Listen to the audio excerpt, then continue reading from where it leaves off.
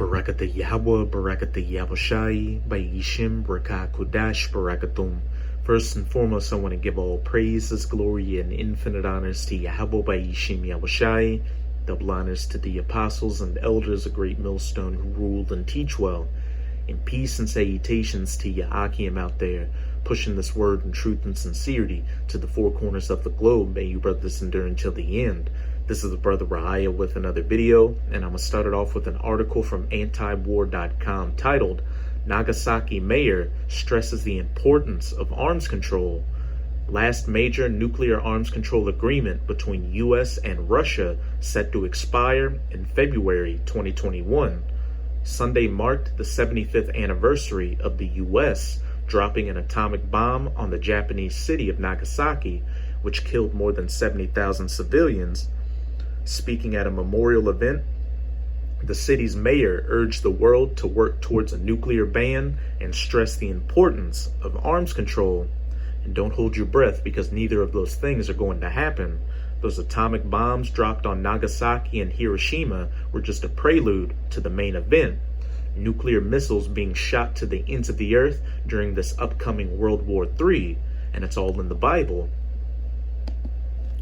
This is 2 Peter chapter 3. I'm going to read verse 10 through 12. But the day of the Lord will come as a thief in the night, in the which the heavens shall pass away with a great noise, and the elements shall melt with fervent heat. The earth also and the works that are therein shall be burned up. And I'll give you a hint. It's not talking about volcanoes. Again, it's talking about those nuclear missiles which are going to be shot to the ends of the earth. And the reason this is taking place is, for one, it's punishment for the wickedness of you people on this planet, you Edomites, or so-called white people, who have turned the majority of this planet into a giant trash can ever since you came into this little season of your final rulership, beginning with the Renaissance, and also because you've afflicted the apple of the Most High's eye, the true children of Israel, who are the so-called Negroes, Latinos, and Native Americans. You other heathen nations, for helping these Edomites and afflicting the children of Israel, and 2/3 of you Israelites who are hard-headed and refuse to return under your power, Yahweh Bayishim Yahushai. You want to be everything under the sun but what you are, the nation of Israel. And also, it's because we're living in the last seconds of these last days, the last seconds of the rulership of the heathens, chiefly of Esau, Edom, before the second coming of Yahushai HaMashiach, whom the world ignorantly refers to as so-called Jesus Christ, who's returning to save the elect of the nation of Israel, the 144,000 and the rest of the righteous 1/3, and put that final nail in the coffin of the rulership of you heathens, again chiefly Esau, Edom, and usher in the kingdom of heaven, which will be eternal. Verse 11, seeing then that all these things shall be dissolved, what manner of persons ought ye to be in all holy conversation and godliness? And this is speaking to the hopeful elect. Seeing that all these end times biblical prophecies are beginning to come to their fulfillment, what should you be doing right now?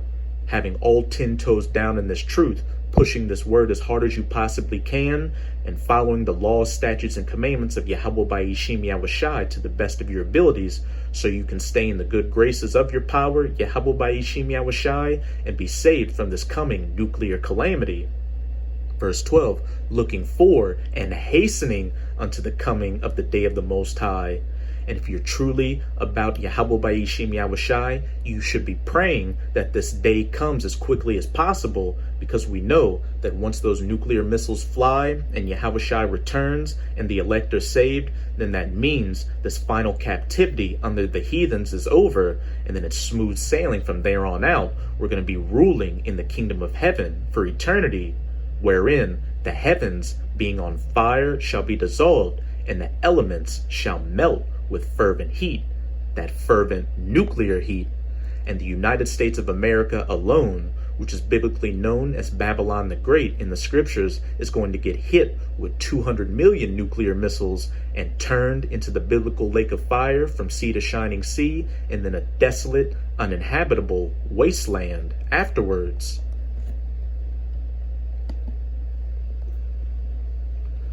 Mayor Tomihisa Tao read a peace declaration and criticized the U.S. and Russia for failing to renew the Intermediate Range Nuclear Forces Treaty, INF, a Cold War-era treaty that banned the development of medium-range nuclear and ballistic missiles, and it's all through the will of Yahweh Ba'ishim Yahushai.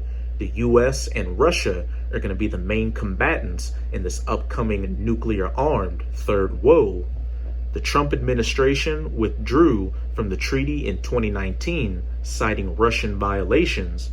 Shortly after the U.S. pulled out of the INF, the Pentagon began testing missiles that were prohibited under the treaty. As a result, the threat of nuclear weapons being used is increasingly becoming real, and it's inevitable. Tao said. The mayor also urged Japan to sign the 2017 Treaty on the Prohibition of Nuclear Weapons. The 2017 treaty is an agreement to prohibit nuclear weapons and work towards their complete annihilation, but no states with nuclear arsenals have signed on to the treaty. Japanese Prime Minister Shinzo Abe has refused to sign the treaty and reiterated his position in comments on Sunday.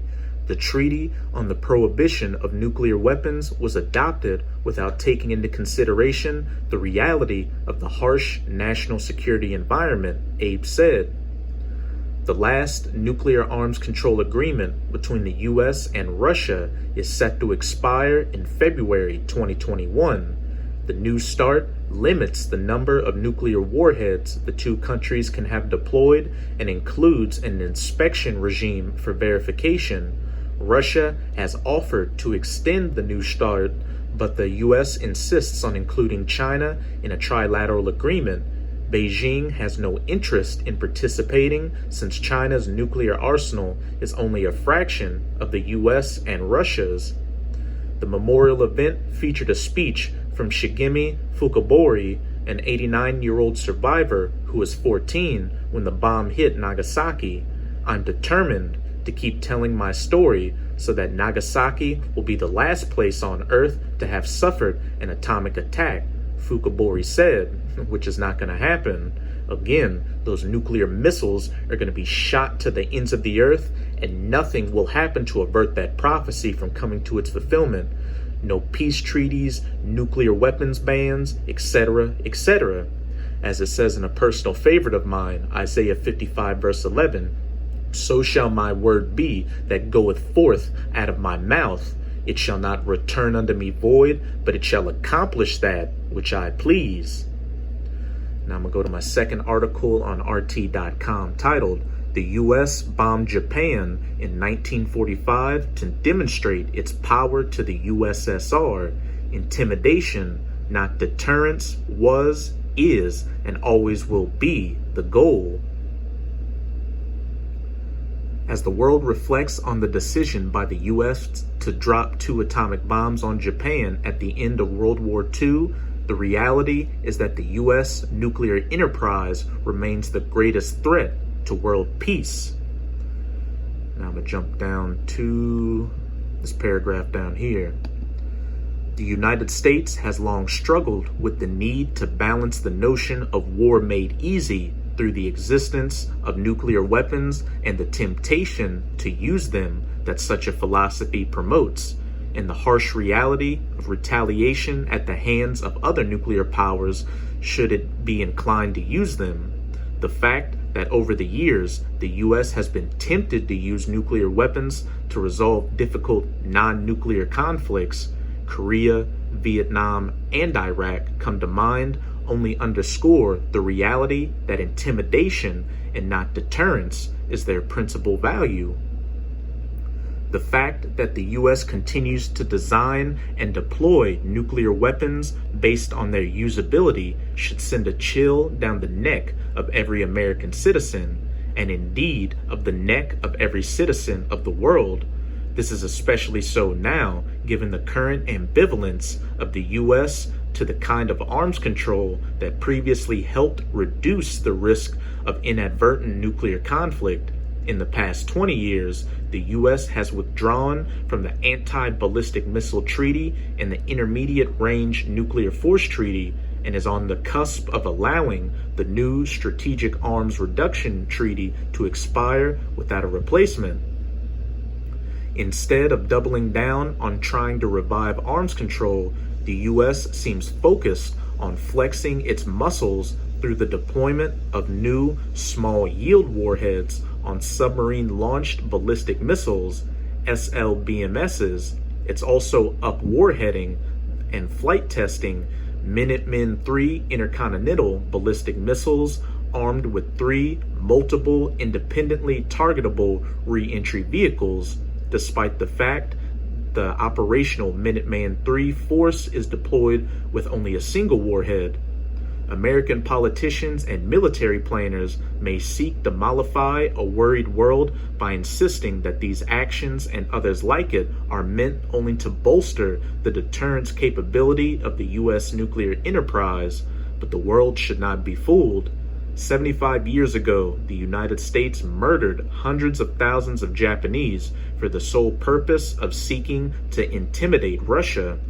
A recent exercise involving the newly deployed low-yield SLBM, in which the Secretary of Defense practiced the weapons release procedures in a scenario involving the targeting of Russian forces in Europe, must be viewed in the shadow of this history. Intimidation, not deterrence, was, is, and always will be the driving force behind America's nuclear arsenal. Like any schoolyard bully, the concern isn't if the U.S. will use these weapons, but when.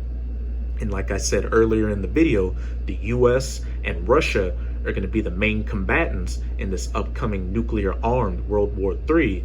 And as we see from this article, the U.S. is getting geared up towards this inevitable nuclear confrontation with Russia. And as we'll see in this other article on RT.com, the Russians are doing the same. Nuke first, ask questions later. Top military officials reveal Moscow could respond to any, not just nuclear, rocket attack with a nuclear strike. Fire any ballistic missile at Russia and Moscow might respond with a nuclear warhead.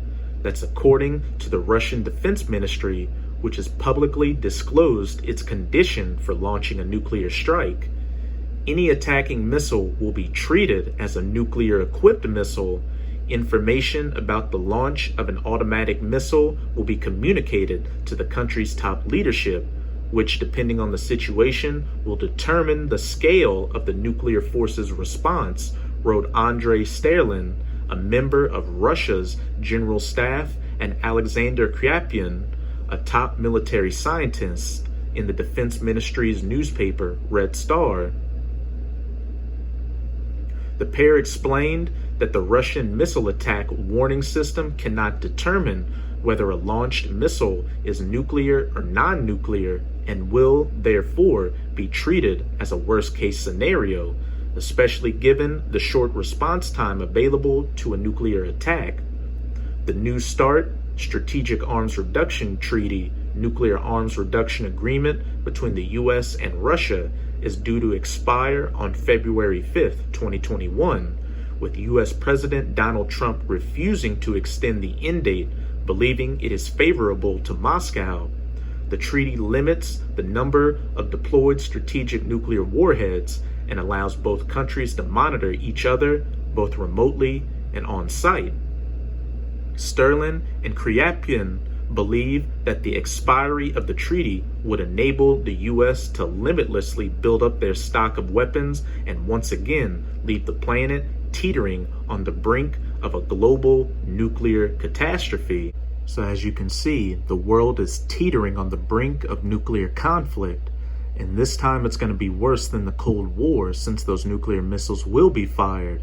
Again, because we're living in the last seconds of these last days before the second coming of Yahushua HaMashiach. Let's get back into these precepts. This is Joel chapter 2. I'm going to read verse 1 to 8. Blow ye the trumpet in Zion, and sound an alarm in my holy mountain. Let all the inhabitants of the land tremble.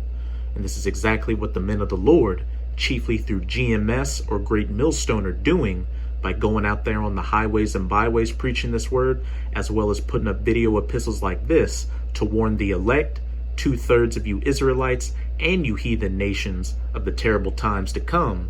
for the day of Yahweh cometh, for it is nigh at hand. And we can clearly see it's nigh at hand from those articles. A day of darkness and of gloominess, a day of clouds and of thick darkness, as the morning spread upon the mountains, a great people and a strong, talking about those nuclear weapons. There hath not been ever the like, neither shall be any more after it, even to the years of many generations. And where it says there hath not been ever the like, it's referring to the fact that these nuclear weapons came about very recently, beginning with those atomic bombs dropped on Nagasaki and Hiroshima during World War II. And where it says, neither shall be any more after it, it's talking about how when these heathen nations shoot those nuclear missiles during this upcoming World War III, they're going to shoot all those missiles, not one will be left. And after the dust settles from that nuclear fire, you heathen nations are going into slavery under the nation of Israel, and we're not going to allow you to build any more nuclear weapons or weapons of war at all. A fire devoureth before them, and behind them a flame burneth. That nuclear warhead detonating and leaving behind that nuclear fire. The land is as the Garden of Eden before them. Before that nuclear warhead detonates, the land looks normal. You have cities, people, animals, forests, etc., etc. And behind them, a desolate wilderness. After that warhead detonates, the land looks barren and desolate, like those Mad Max movies or the Fallout video games. Yeah, and nothing shall escape them. The appearance of them is as the appearance of horses, and as horsemen, so shall they run. Like the noise of chariots on the tops of mountains shall they leap, like the noise of a flame of fire that devoureth the stubble, as a strong people set in battle array. And the reason the prophet Joel is referring to these nuclear weapons as chariots and horsemen is because you have to remember that when the prophets saw these visions thousands of years ago, they didn't know what a modern nuclear-tipped ICBM was. So they had to describe it the best way they could with what they knew during their times. Ancient weapons of war like chariots, horsemen, glittering swords, spears, javelins, bows and arrows, etc., etc. Verse 6, before their face the people shall be much pained, all faces shall gather blackness. They shall run like mighty men, they shall climb the wall like men of war, and they shall march everyone on his ways, and they shall not break their ranks. Neither shall one thrust another, they shall walk everyone in his path, and when they fall upon the sword, they shall not be wounded. And where it says, neither shall one thrust another, nor break their ranks, that's talking about how the spirit of Yahweh Ba'ishim Yahushai and the angels are going to be on these nuclear missiles to hit their targets without any problems once they're fired. And now I'm going to close it out with this video from the brother Manatazak Banyamyam 144's YouTube channel titled Remember Lot's Wife, to give a nice visual appetizer of that nuclear fire that Yahweh Ba'ishim Yahushai is going to punish you wicked with. And in the comments section, the brother posted some precepts. Luke chapter 17, verse 26 to 32. And as it was in the days of Noah, so shall it be also in the days of the Son of Man. They did eat, they drank, they married wives, they were given in marriage. Until the day that Noah entered into the ark, and the flood came and destroyed them all. The first death, where the Most High punished the wicked with water. And in this upcoming second death, the Most High is going to punish the wicked with fire, that nuclear fire. Likewise also, as it was in the days of Lot, they did eat, they drank, they bought, they sold, they planted, they builded. But the same day that Lot went out of Sodom, it rained fire and brimstone from heaven and destroyed them all. Even thus shall it be in the day when the Son of Man, Yahushua HaMashiach, is revealed. In that day, he which shall be upon the housetop, and his stuff in the house, let him not come down to take it away. And he that is in the field, let him likewise not return back. Remember Lot's wife.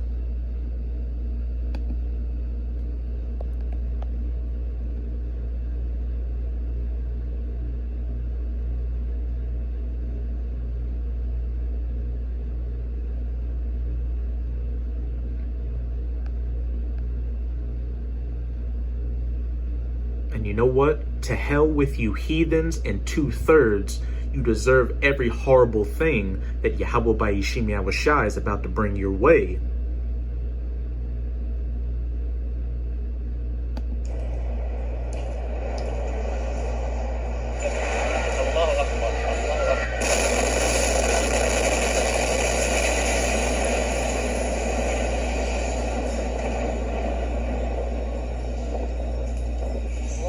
Among them, this bride who was posing for photos, as you could see there, as the explosion hit. Quite extraordinary pictures there. She's just posing there for her wedding photos, and that is what happened. And as it was in the days of Noah, so shall it be also in the days of the Son of Man. They did eat, they drank, they married wives, they were given in marriage until the day that Noah entered into the ark, and the flood came and destroyed them all. Likewise also, as it was in the days of Lot, they did eat, they drank, they bought, they sold, they planted, they builded. But the same day that Lot went out of Sodom, it rained fire and brimstone from heaven, and destroyed them all. Even thus shall it be in the day when the Son of Man is revealed. In that day, he which shall be upon the housetop, and his stuff in the house, let him not come down to take it away. And he that is in the field, let him likewise not return back. Remember Lot's wife.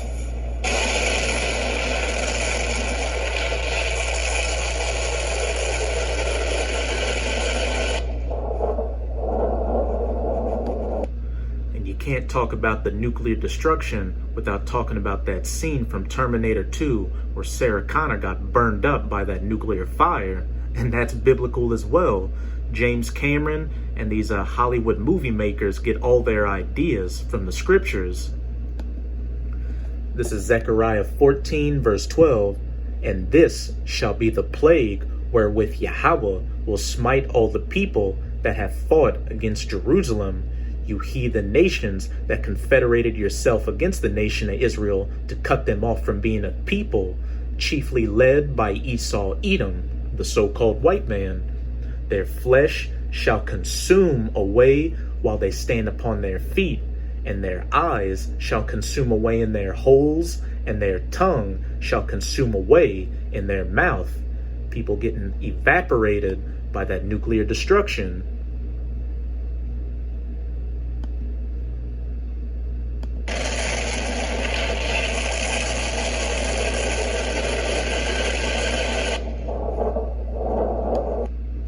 So with this video, I hope you sincere Akim were edified. Just keep strong and keep pushing this word. We're almost out of this final wicked captivity of the heathens, chiefly Esau Edom.